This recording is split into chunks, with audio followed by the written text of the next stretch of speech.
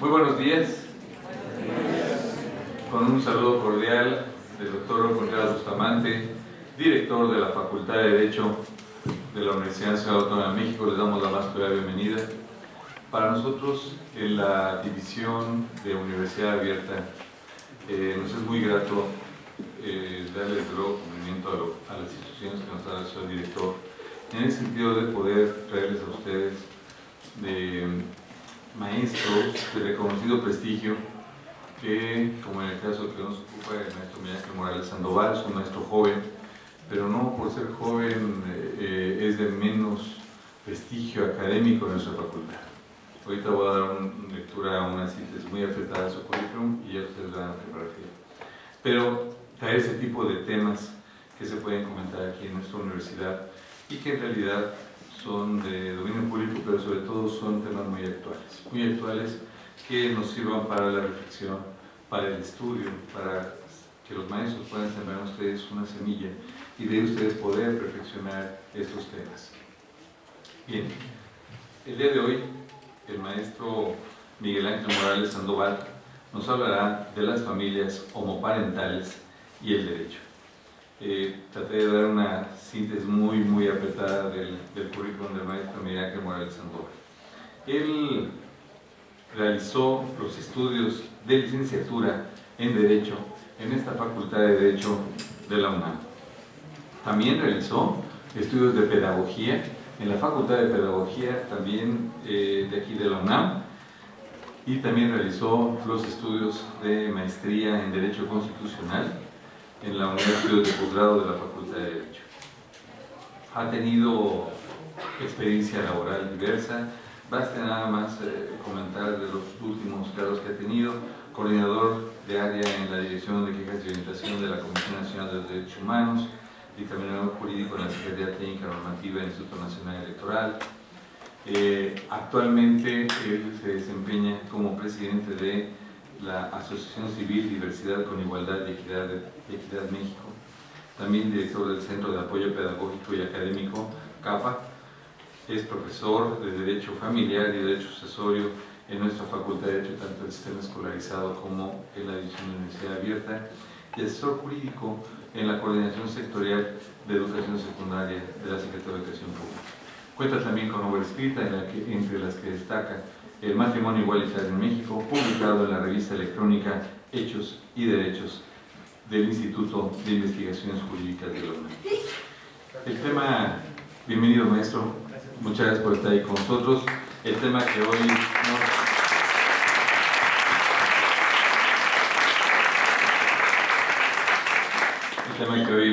que nos va a dar el maestro en realidad es un tema muy interesante y sobre todo porque se ha dado alguna larga discusión en la Ciudad de México, hoy Ciudad de México, anteriormente Distrito Federal, se inició por ahí del año 2009, ya el maestro se los va a referir con toda calma, él es el especialista, pero sobre este tipo de matrimonios homoparentales.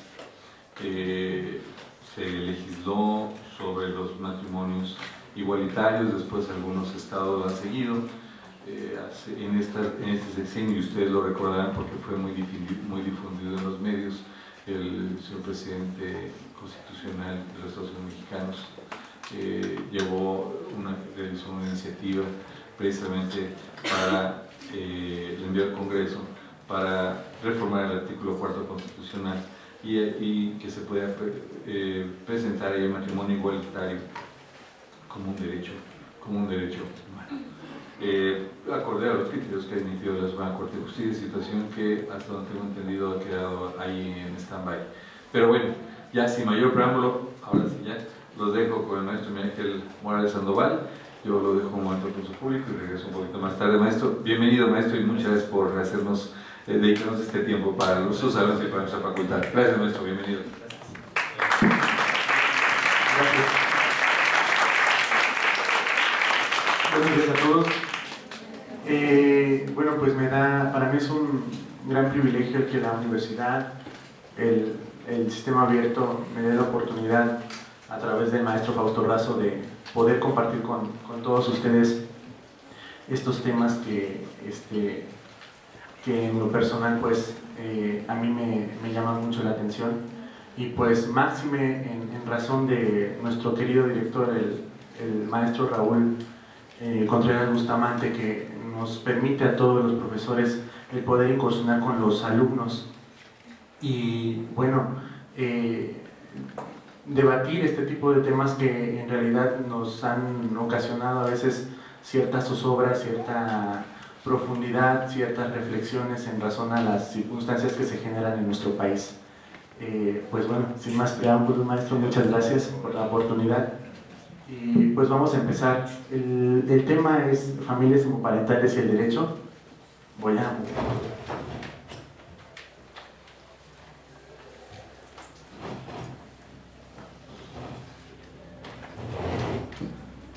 Para que yo pueda guiarme. Bueno, aquí lo que pretendemos hacer es hacer un análisis de los últimos acontecimientos jurídicos que se han adecuado a los estados relacionados con la inclusión de todas las personas sin discriminación alguna por preferencias sexuales hacia los nuevos modelos de familia constituidos por los matrimonios homosexuales. Es importante aquí mencionar en relación a este tema que, bueno, fundamentalmente tenemos como un acontecimiento, un antecedente importante, la Ley de Sociedad de Convivencia del Distrito Federal, que radicalizó el derecho mexicano. Este fue un parteaguas para los nuevos modelos de familia, logrando la primera unión de parejas homosexuales, que si bien es cierto, no se unieron en el matrimonio, eso es importante mencionarlo, surtió los mismos efectos entre los dos pactantes. Esta reforma se llevó a cabo bajo el fundamento de la ratificación. Recordemos que en el momento que se creó la Ley de Sociedad de Convivencia, ya se había ratificado por México la Declaración Universal de los Derechos Humanos, que fue el instrumento clave para esta modificación. También es importante mencionar que esta ley fue creada previamente a la modificación a la Constitución en materia de derechos humanos el 10 de junio del 2011, con la cual en el ámbito familiar surgen nuevas leyes y reformas a las ya existentes. Esto sí me gustaría enfocarlo mucho porque, bueno, esta etapa jurídica de México la podemos dividir en dos.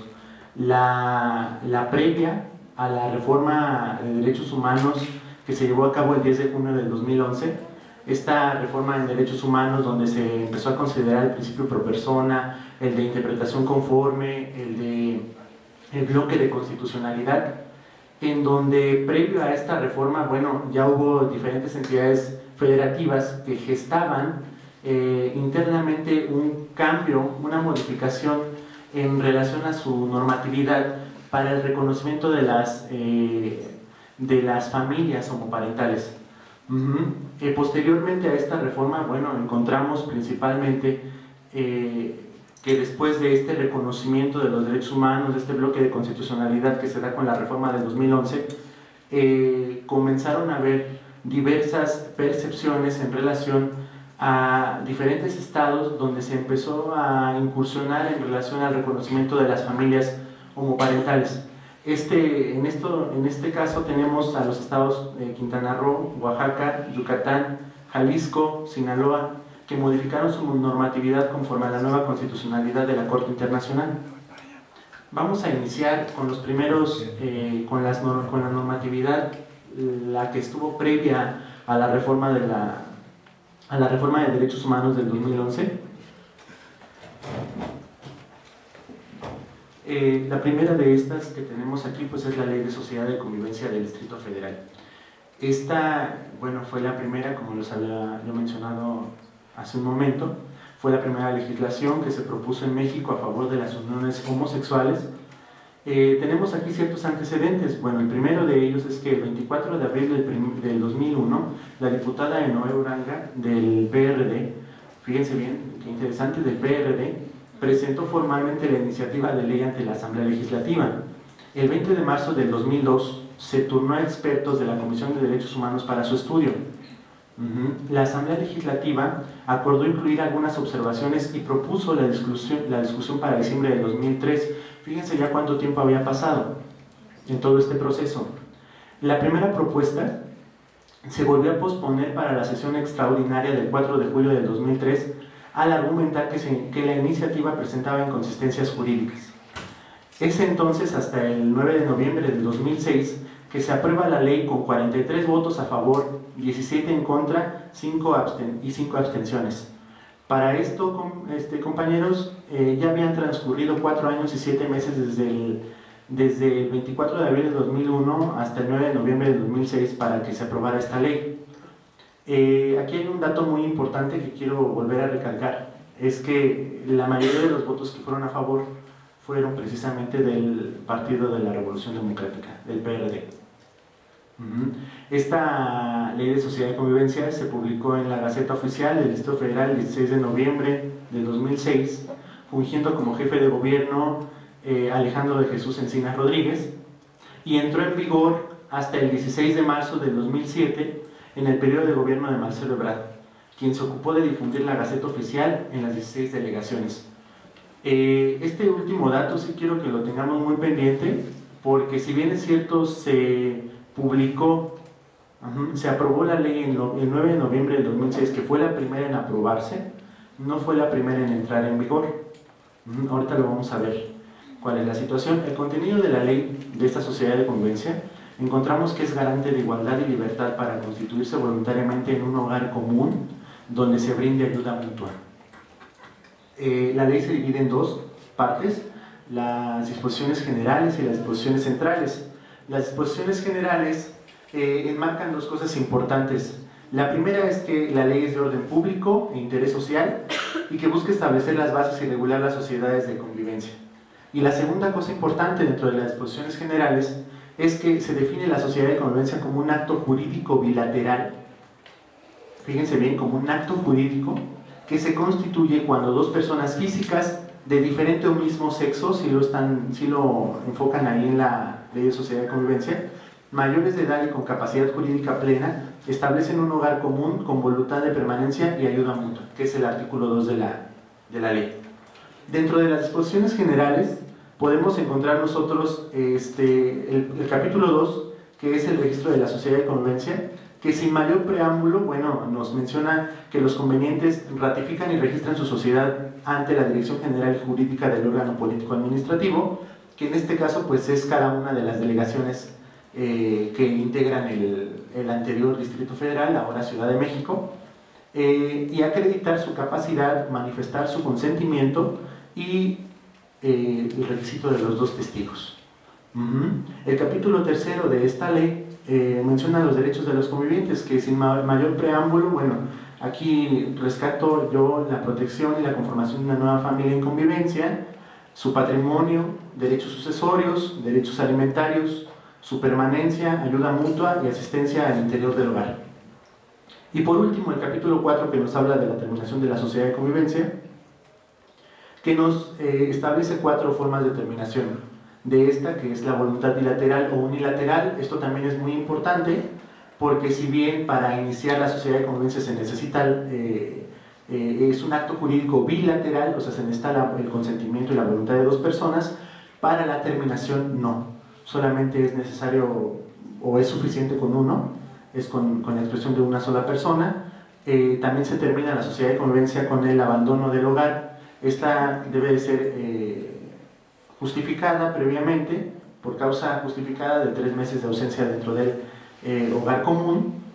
Puede ser por defunción o por contraer matrimonio o concubinato con una de las partes o las dos. Aquí logré rescatar yo una tabla de las sociedades de convivencia constituidas del 2007 al 2010, compañeros. Aquí podemos observar, ¿no?, el auge que tuvo, el impacto que tuvo esta ley de sociedad de convivencia, ¿no?, al incursionar dentro de nuestro país a favor de las personas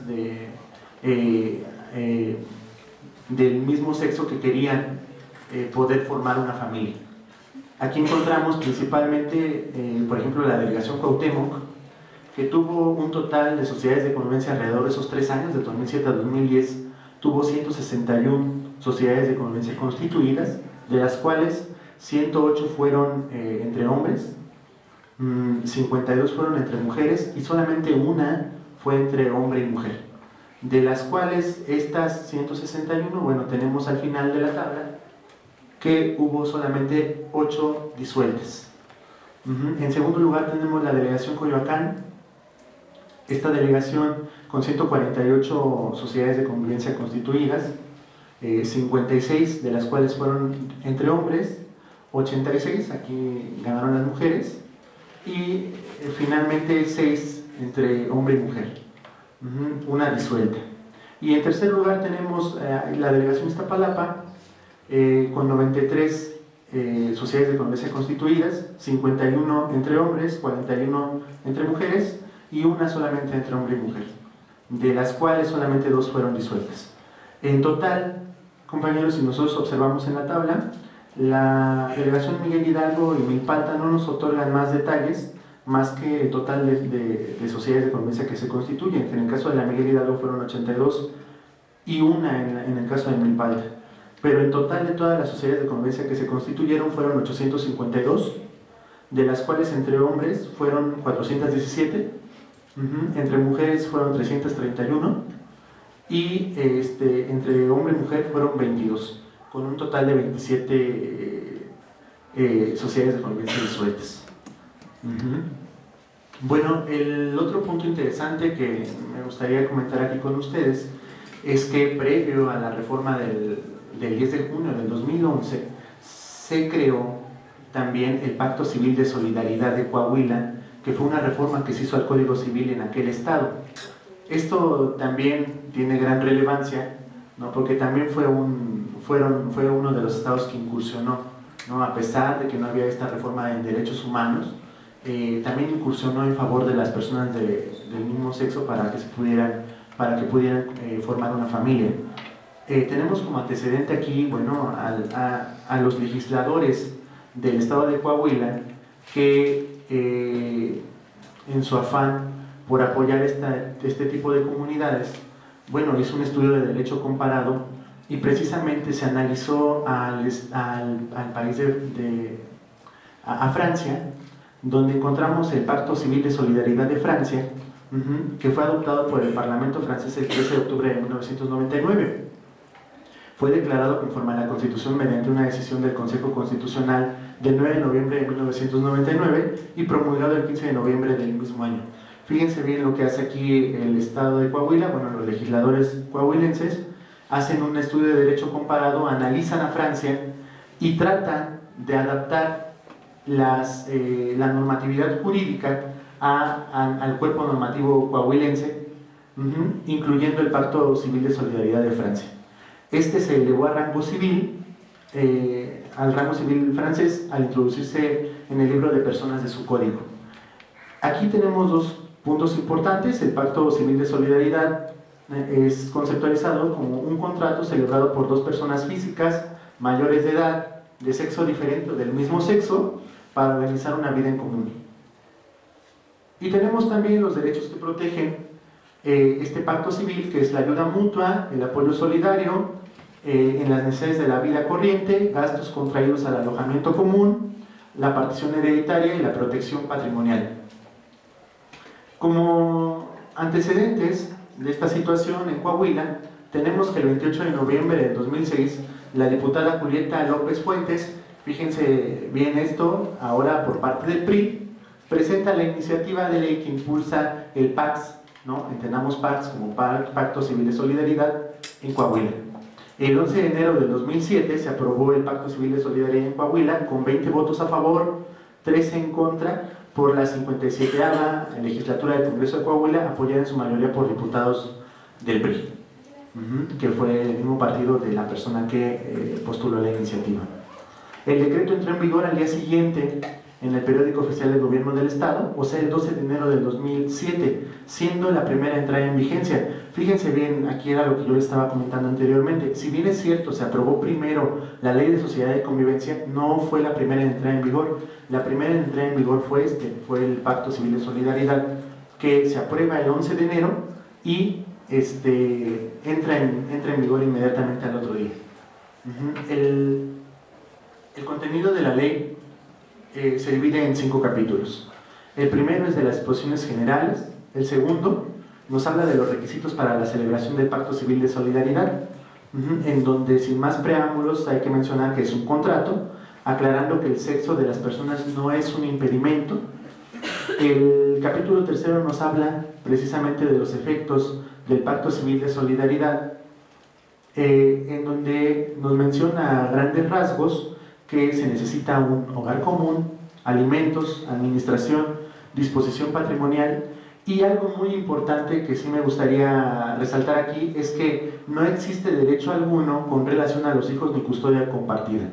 O sea que si cualquiera de las dos partes pudiese o pudiera haber tenido hijos, no existe este derecho de la otra parte de poder tener custodia con relación a los hijos de la otra parte. Y también otra cosa, que no se otorga el derecho de adopción.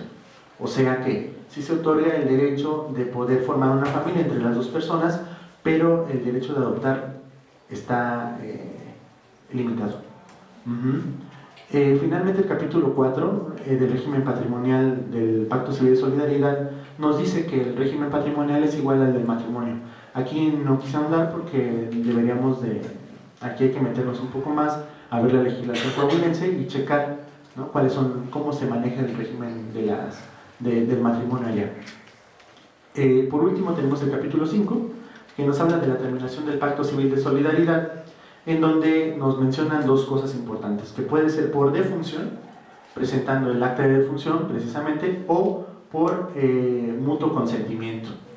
Esto sí, también es importante porque, bueno, a diferencia de la Ley de Sociedad de Convivencia, puede ser nada más el consentimiento de una de las partes. Aquí no, aquí para que se termine el Pacto Civil de Solidaridad tiene que ser por parte de los dos. Las consideraciones finales de esta situación, bueno, tenemos que el Pax francés se equipara las partes del contrato con la figura del concubinato. Si nosotros analizamos el Pacto Civil de Solidaridad en Francia, bueno, en su momento lo equiparó con el concubinato allá en Francia, y aquí lo que se hizo fue que se hizo un estudio de derecho comparado y el Pax de Coahuila lo equipararon con el matrimonio, con los mismos efectos. El Pax de Coahuila, al igual que la Ley de Sociedad de Convivencia, tienen una exposición de motivos basada en la igualdad jurídica y la no discriminación. Y es importante mencionar que a partir de 2007 al 23 de diciembre de 2009, que es los datos que yo pude recabar, se registraron 196 parejas. Han sido más mujeres homosexuales las que se han unido, el 58% de las uniones son parejas originarias de Coahuila, y el resto de otros lugares como Nuevo León, que se encuentra en segundo lugar. El resto se distribuye entre parejas de Aguascalientes, Chihuahua, Tamaulipas, Baja California, Veracruz, Yucatán, Jalisco, Guanajuato, el Estado de México, Puebla, Chiapas, Querétaro, Sinaloa, Oaxaca, Durango y Zacatecas.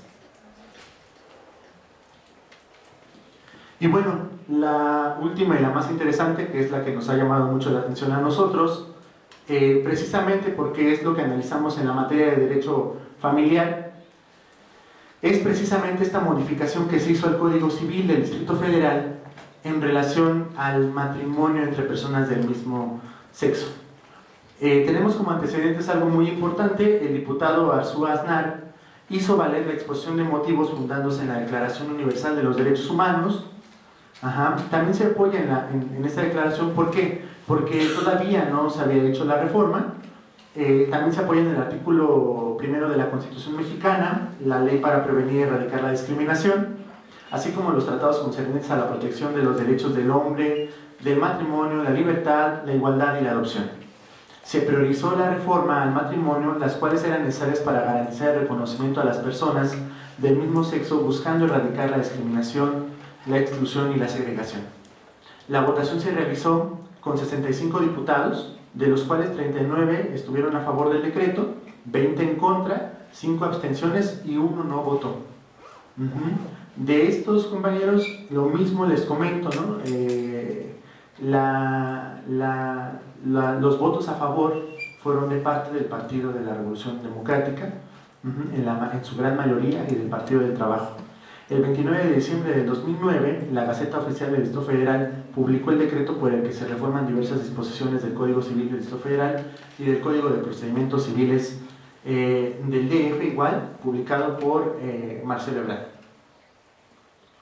El 4 de marzo de 2010 dio inicio a la vigencia de la reforma civil en comento y se aprobaron la modificación a los artículos 146, que, bueno, como ustedes bien saben, el 146, ¿de qué nos habla, compañeros? Del matrimonio. El 237, bueno, que están estudiando, el 237, el 291 bis, que nos habla del concubinato, el 294, el 391 y el 724 del Código Civil del Distrito Federal, que nos hablan principalmente, bueno, si ustedes los analizan más a fondo, cada uno de ellos anteriormente a esta reforma establecen bien el concepto de hombre y mujer, o concubina y concubinario. Lo que hace es que con la reforma empiezan a cambiar los conceptos y, por ejemplo, en el artículo 146, que nos habla del matrimonio, ya no conceptualiza esto de que es la unión de un hombre y una mujer, conceptualiza que es la unión de dos personas. En el caso del concubinato, del concepto de concubinato, bueno, nos hablaba de una concubina y un concubinario. Ahorita no nos habla de eso, nos habla de las concubinas y los concubinos, generalizando. También se modifican los artículos 216 y 942 del Código de Procedimientos Civiles del Distrito Federal, que van en ese sentido precisamente, ¿no? Creo que el 216, si mal no recuerdo, establecía hombre y mujer precisamente, y ahorita nada más lo que hace es hacer la modificación por la palabra personas. México se convirtió en el primer país latinoamericano en permitir el matrimonio de personas del mismo sexo sin ser reconocido en la lista internacional, ya que, bueno, pues el Distrito Federal sí, Coahuila sí, trabajaron para reconocer este derecho que tenían las personas homosexuales, pero a nivel federal no se reconoció. Entonces no se encuentra en la lista internacional precisamente por esa razón. Del 2010 al 2012 hubo un total de 2.427 matrimonios entre personas del mismo sexo, según cifras del INEGI. Y bueno, estas tres reformas a la normatividad, la Ley de Sociedad de Convivencia, el Pacto Civil de Solidaridad y finalmente las modificaciones que se hicieron al Código Civil, fueron las que se hicieron previamente a la reforma en materia de derechos humanos del 10 de junio del 2011. Cuando llega la reforma en materia de derechos humanos, comienzan a haber varias pugnas en diversos estados con diversas personas para obtener el reconocimiento por parte de sus lugares de origen. En este caso tenemos varios casos interesantes que, bueno, saltan a la luz por las circunstancias en cómo se llevaron a cabo los matrimonios dentro de esas entidades, pero de manera, bueno, de manera circunstancial, ¿no? El primer caso que tenemos de estos estados fue Quintana Roo, que se reguló el matrimonio entre parejas del mismo sexo por causa accidental. Fíjense qué interesante, ¿no? Aquí la situación fue que dos mujeres querían casarse y lo que hicieron es que, junto con el apoyo de varios abogados expertos en la materia, hicieron un análisis de la legislación de Quintana Roo y observaron dos puntos importantes. El primero es que en la legislación de Quintana Roo el matrimonio como institución familiar no especifica que debe realizarse entre hombre y mujer.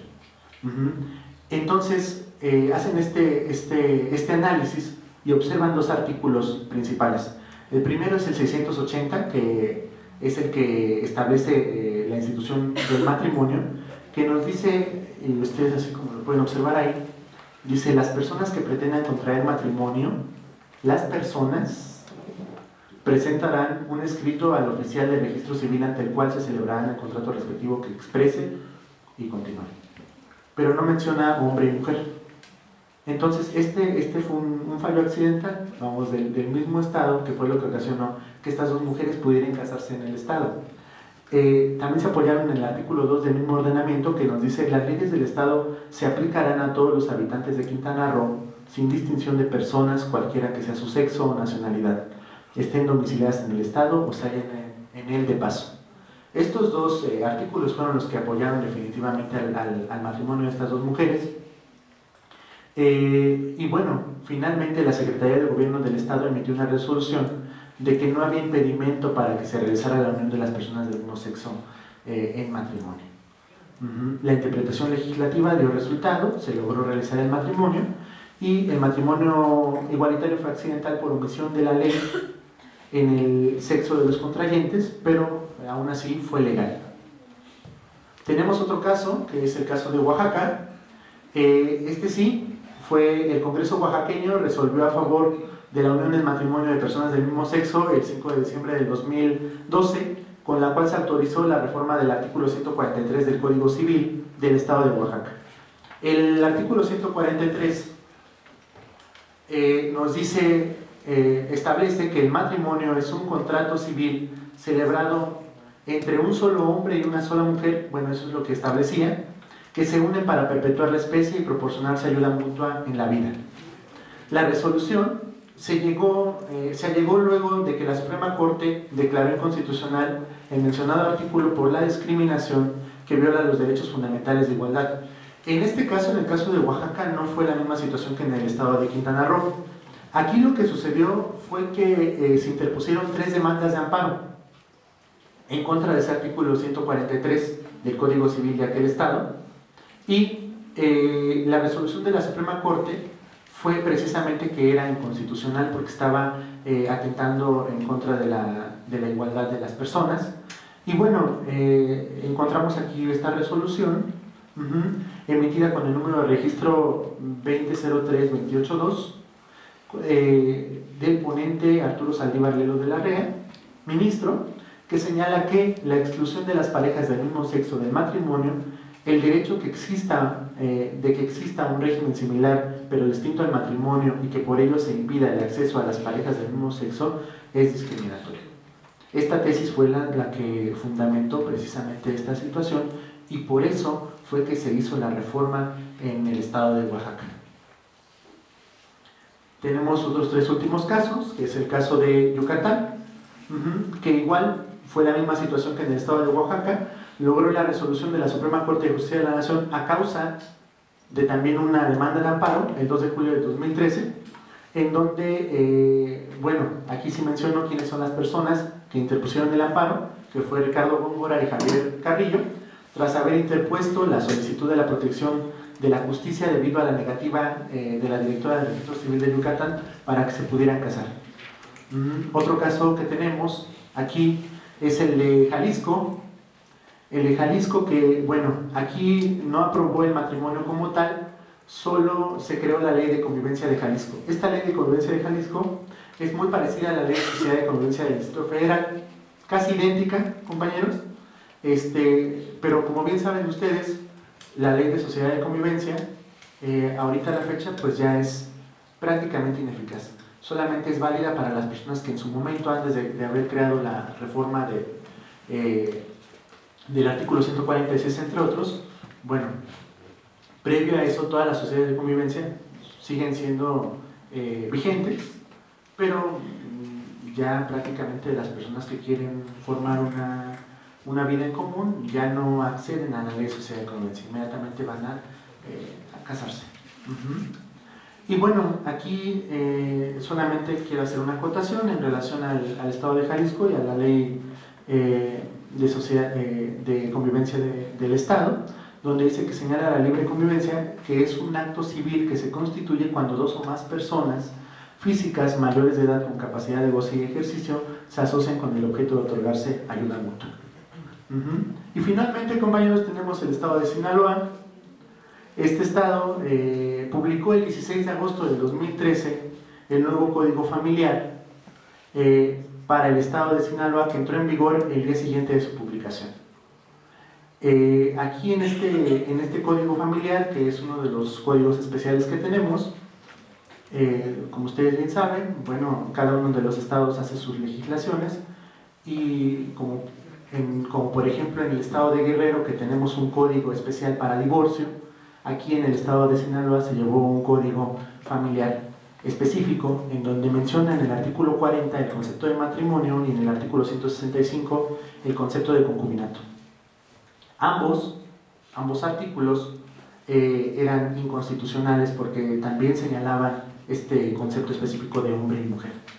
Entonces, también fueron declarados anticonstitucionales por la Suprema Corte de Justicia de la Nación, después de un amparo que se interpuso, en razón de que no existe ninguna justificación racional para no darle a los homosexuales todos los derechos fundamentales que les corresponden como individuos.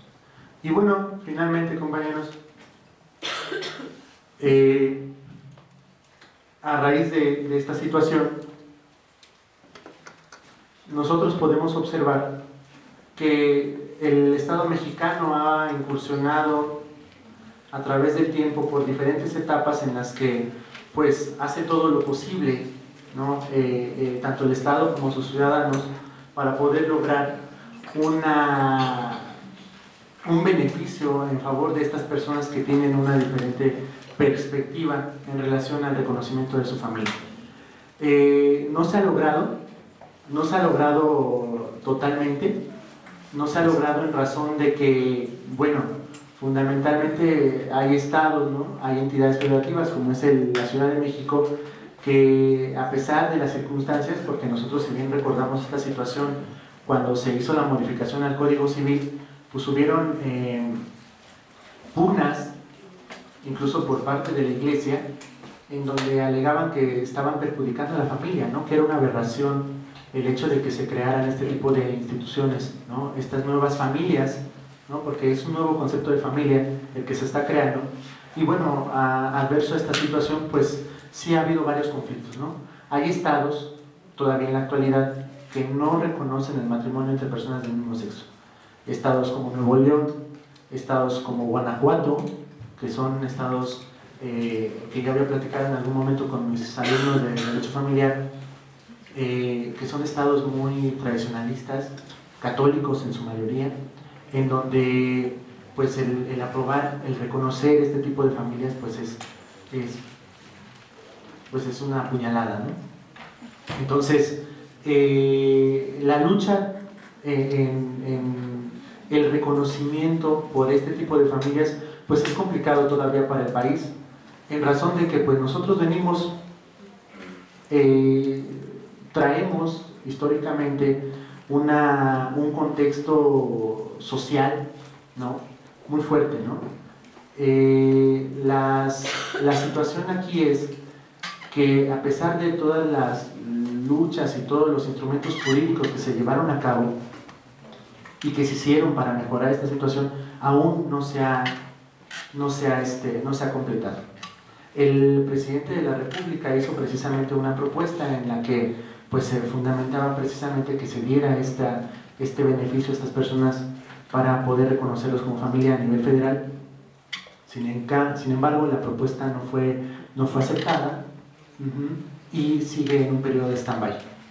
Entonces, pues, si bien es cierto, ha sido una lucha continua y se ha ganado en algunas situaciones, también hay otras en las que no se ha podido concluir en absolutamente nada. Y bueno, yo con esto termino la parte de la ponencia. No sé si hay alguna pregunta, duda, etcétera, etcétera. Gracias.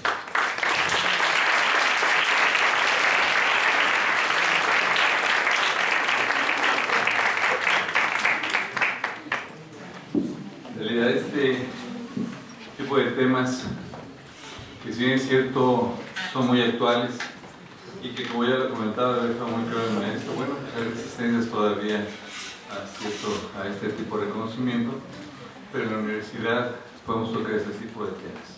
Y sobre todo de una forma tan académica como lo ha hecho el maestro Miguel Ángel Morales Sandoval, a quien le agradecemos que nos haya presentado respecto de las familias homoparentales y el derecho. Maestro, si usted me permite, ¿podemos hacer un espacio, unos 5 minutos para preguntas y respuestas? ¿Puede ser? ¿Sí? Entonces, abrimos un espacio de preguntas y respuestas. Si alguien desea hacer alguna pregunta a nuestro ponente el día de hoy, por favor. Hola, buenos días. Una pregunta. Va relacionada al tema de la familia en cuanto a esto del matrimonio y los tipos de percibir esta unión de dos personas para ayudarse, socorrerse y hacer una comunidad de bienes patrimoniales y derechos. Pero vemos que en las diferentes legislaciones que hay, lo toman como una unión diferente, ¿no? En uno contrato, en otro un acto, en otro es una sociedad, en sociedad partimos de que es un contrato. Entonces, ¿qué nos podría decir usted como conclusión a este tipo de uniones entre personas, ya sea mismo sexo, diferente sexo, a lo largo de las legislaciones del país? Porque sí está como que esa duda de que, bueno, lo tengo de que qué es, a final de cuentas, para nosotros como estudiantes, ¿no? Bueno, yo en lo personal, y lo he comentado varias veces en clase, yo no estoy de acuerdo en que se le llame matrimonio a la unión de personas del mismo sexo. Creo que el concepto no está errado, honestamente, ¿no? Hay otros países que tienen un concepto especializado para estas uniones, ¿no? Estos actos jurídicos, estos contratos, ¿no? Como le han llamado en diferentes normatividades. Y creo que el concepto de matrimonio, yo en lo personal no considero que sea adecuado para la unión de estas dos personas. Incluso, y considero yo que la mejor opción es que se cree un concepto en el cual no se contemple solamente o hombre, mujer o dos hombres, vamos, que sea general, ¿no? Que ya no se llame matrimonio, que se llame, no sé, yo ahorita pudiera tener en mente varias palabras, pero estaría yo errando, ¿no? Creo que es un estudio como que muy complejo para que de verdad se le pueda establecer y se le respete los derechos a quien quiera contraer esta unión entre dos personas. Sí es importante porque, por ejemplo, la Ley de Sociedad de Convivencia tuvo un fin político más que jurídico. Esta situación fue en especial porque es un hecho inminente que ya había muchas personas homosexuales que vivían juntas. Al morir muchas de estas personas, lo que sucedió fue que llegaban la familia del decuyus, del difunto, y se quedaba con los bienes que habían hecho los dos, cosa que no era justa tampoco, porque si bien habían trabajado dos personas para algo, pues no era justa esa situación. Creo que tiene, aparte de eso, como que otro entorno, ¿no? Pero finalmente sí era necesario que se hiciera el reconocimiento de estas familias, este nuevo tipo de familias, pero no creo que sea correcto el término de matrimonio. Gracias, Ernesto. ¿Alguna otra pregunta, por favor? ¿En qué año fue legislado el Código Civil de Quintana Roo, en el cual se establecían personas y no hombre y mujer? No tenía legislado este concepto de persona, o sea, no tenía legislado este concepto de hombre y mujer. ¿Sí? Cuando estas dos mujeres se quieren casar, observan que está el concepto como personas, y es por eso que hacen los movimientos jurídicos pertenecientes para que ellas se pudieran casar en el Estado. El año en que se modificó este artículo, la verdad lo desconozco, no tengo yo un dato certero de cuándo dice personas, pero sí, lo que sí tengo es esa situación, ¿no? Que cuando ellas se deciden casarse, pues el concepto de matrimonio ya está vacío. Otra pregunta. Ajá. ¿Por qué la Ley de Sociedades en Convivencia en el Distrito Federal ya no es utilizada? ¿Está vigente? Sí, claro, está vigente, pero bueno, era lo que yo comentaba ahorita en la conferencia. Ya no es necesario hacer una sociedad en convivencia cuando ya te están reconociendo dentro del Código Civil, ¿sí?, que puedes tú unirte con una persona. Recuerden ustedes que la sociedad de convivencia, por ejemplo, este acto jurídico se lleva a cabo dentro de las delegaciones y el matrimonio se lleva dentro de un registro civil, entonces hay más impacto, hay más reconocimiento, hay más estabilidad en relación a ese tipo de circunstancias. De nada. Bien. ¿Alguna pregunta más? No. Por favor. Tanto en la sociedad de convivencia como en el matrimonio se puede disolver por la voluntad de una sola de las partes. Y esto no contraviene al Código Civil cuando dice que el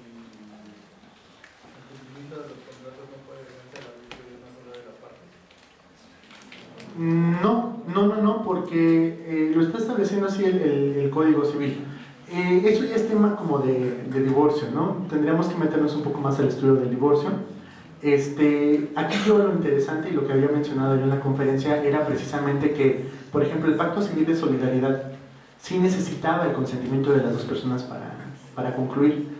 En el caso de la Ley de Sociedad y Convivencia, no, solamente era la voluntad de cualquiera de los dos, ¿no? O los dos, bueno, si era necesario. En el caso de esta situación, bueno, cuando se hacen las modificaciones en el tema de matrimonio, pues ya no sucede esta situación porque aplican los mismos efectos que con una pareja heterosexual, vamos. Y en ese sentido, vamos, se aplica el mismo procedimiento en cuestión al divorcio. La última. Sí, no tengo tiempo, por favor. Quería saber su opinión sobre, o sea, si bien es cierto, han habido muchos cambios en nuestra legislación, no son tan recientes, pero considero que no solamente faltan los cambios en la legislación, sino faltan muchísimos cambios en la mentalidad y quitarnos tantos tabús y quitarnos tantos prejuicios ante esas relaciones, porque aún así sigue causando como ese escándalo. Por ejemplo, cuando hacen las marchas, hay muchas personas que están en contra de las marchas precisamente porque dicen que se están besando en la calle y que eso altera la paz pública, ¿no? Entonces creo que también es importante cambiar esa mentalidad de esas personas. No creo, a mi mejor opinión, que sea cuestión de legislación tanto como en materia de derecho, sino creo que ya eso es como, no sé cómo comentar, no sé, porque hay gente que no se hace, pero sí creo que es importante ese tema también. Gracias. Tengo mucho ese es el punto fundamental. Yo creo que se ha distorsionado mucho el tema del reconocimiento de las parejas del mismo sexo, ¿no? Y el reconocimiento por sus derechos, ¿no? Como grupo vulnerable, que así lo considera la CNDH. Son dos ángulos completamente opuestos, en donde se han degenerado, ¿no? ciertas perspectivas y la misma idiosincrasia en relación a esta situación. Por un lado, yo en lo personal, pues bueno, sí ha habido mucha discriminación, claro, no ha habido reconocimiento, pero por todo el contexto social, ¿no? histórico en el que nosotros traemos. Desde el momento de la conquista, desde el momento en que nos evangelizan, desde el momento en que nos inculcan a Dios y te dicen lo que dice en la Biblia es lo que tú tienes que hacer, ¿no? Incluso, bueno, nosotros podemos ver no hace mucho tiempo estas familias donde la mujer era dejada por el esposo y era criticada completamente, ¿no? Por ser una mujer dejada, ¿cierto? Entonces ahorita podemos observar estas mujeres, estas familias monoparentales con mamá sola con los hijos y bueno, ya no es mal vista, pero antes, ustedes no me lo van a negar, era una familia mal vista.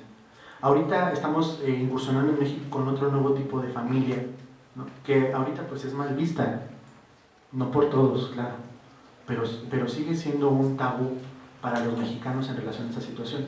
La otra parte es otro cantar, ¿no? Yo lo observo ahorita que comentabas tú en las marchas, yo en lo personal yo no estoy de acuerdo en que salgan con plumas y todo eso, porque no lo veo correcto. Digo, si uno va a luchar por los derechos, digo, pues a lo mejor no en traje, ¿no? Tampoco lo digo, pero digo decentemente, ¿no? Decentemente. Incluso sí hay personas que se llegan a seguir porque hay hombres que llegan a salir en calle. Sí, claro, no, es cierto, pero eso precisamente es lo que da pie a que las demás personas te empiezan a dar una percepción de ti completamente ajena a lo que no todos son, porque si hay muchas personas que son de este tipo de características, que trabajan, que luchan para mejorar el país, etcétera, etcétera, y bueno, son dos puntos que deberíamos discutir después. Gracias.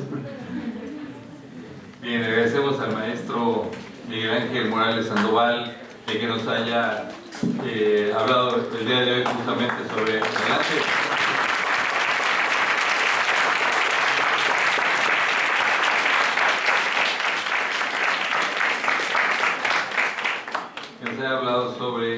las familias homoparentales y el derecho. Indiscutiblemente, la verdad, y eso es lo que se procura, que dejemos temas para la reflexión. Y ustedes jóvenes, son los que tendrán que ahondar sobre esos temas. Ya tienen temas precisamente para los trabajos de tesis, para los trabajos excepcionales. Háganlo, yo creo que es muy bueno tener especialistas, de maestros de nuestra facultad especializados en estos temas, que puedan brindarles a ustedes su conocimiento, compartir con ustedes su conocimiento. Yo creo que es algo que de verdad en ninguna universidad se ve. Solamente en esta, donde el doctor Correa Bustamante nos ha estado empujando mucho para que toda la idea que empleemos sea precisamente para este alcance de todos. Maestro, pues no me resta más que darle las gracias a nombre del doctor Correa Bustamante y entregarle un reconocimiento precisamente que me instruyó para entregarle. Le quiero dar lectura a él para el conocimiento de todos los aquí presentes. Dice así: la Facultad de Derecho de la Universidad Nacional Autónoma de México otorga el presente reconocimiento al maestro Miguel Ángel Morales Sandoval por su destacada participación como ponente en la conferencia Las familias homoparentales y el derecho, disertada el 2 de septiembre de 2017 en el auditorio Isidro Favela de la Facultad de Derecho. Por mi raza, Valera Espíritu, Ciudad Universitaria, Ciudad de México, septiembre de 2017. Firma el doctor Contreras Bustamante, director de la Facultad de Derecho. Maestro, muchas gracias.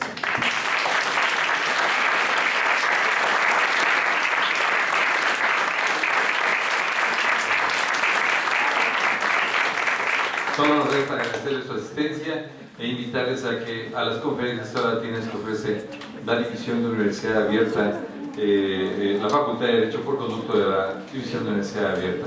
Que tengan un excelente día. Gracias.